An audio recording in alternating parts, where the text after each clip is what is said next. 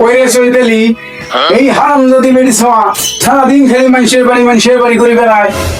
হারামজাদি বেড়ি ছাওয়া ওই জানিও গোলাম কাতি মাসি কুত্তে গুলির মতো ঘেউ ঘেউ করবে না সিসকে। এই নগি রঙের বেটি বাইদানি ছাওয়া কোন নাঙ্গের বাড়ি গেছলু? তুই কথায় কথায় মুখ খারাপ করিস, তোর মরণ হয় না রে যাবুয়া, তুই মরিস না কেড়ে যাবুয়া। তোর সাথে হিসেব নিকাশ পরে করবেন না শুন। তোকে যে 50,000 টাকা দিন এই টাকা কই? তুই টাকা গুলো দিয়ে গেলু 2 দিনও হইল না, তাতেই তো টাকা গুলো দরকার রে যাবুয়া। উলিপুরে হাটত যাই, সিলমারি হাটত যাই, এই 2 হাটত গরু কিনতে যাই, গরু ব্যবসা করিম, গরুর আবাদ করিম।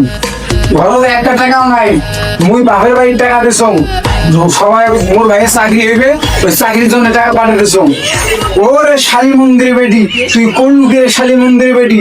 মোর ভাই তো 20,000 টাকা চাইছিল ব্যবসা করার জন্য, তুই তাক দিস নাই। আর তোর ভাই চাকরির জন্য তুই 50,000 টাকা দিছিস। মোর সাথে অমন করিস না রে দারুয়া। মুই টাকা দিছ, মোর বাম্মাও টাকা দিছে, সময় মতো তোকে টাকা দিবে, তাও তুই মোর সাথে অমন করিস না রে। অত্যাচার দেখছিস কি? মেশিন এবার ফাটে ফেলেন, তুই বিকেল বেলায় যাবো টাকা নিয়ে আসবো।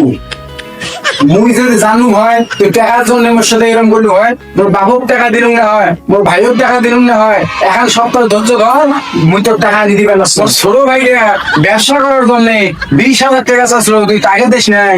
আর তোর ভাইয়ের 50,000 বউ ছাড়া নিয়ে না খায় আছে, আর তুই তোর ভাইয়ের জন্য জোরে শালী মন্দির বেটি। তুই আড়াই বাইর হ, তুই আড়াই বাইর হয়ে যা।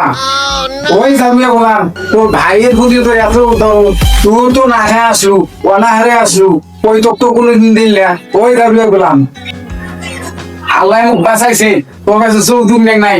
যদি তোর কাছে যৌতুক নিয়ম হয় তাহলে মোর বাড়ি ভিড়ে সব বেচা লাগিল হয়। তুই টাকা আন, তুই এলাই টাকা আন, যা তুই টাকা আন, মন প্রায় কমান লাগছে, তোর নামে 9 নির্যাতনের মামলা করে দেন। সারা জীবন তুই জেলত পরিবার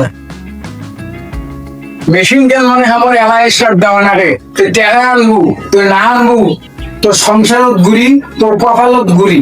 তোর টাকার জন্য মোর ভাইয়ের চাকরির জন্য টাকাটা দিছিল, তোর সহ্য হয় না। হ্যাঁ, তুই ধৈর্য ধর, তোর সন্ধ্যার মধ্যে তোর টাকা আনি দিবেন। আসছে যাবি বললাম।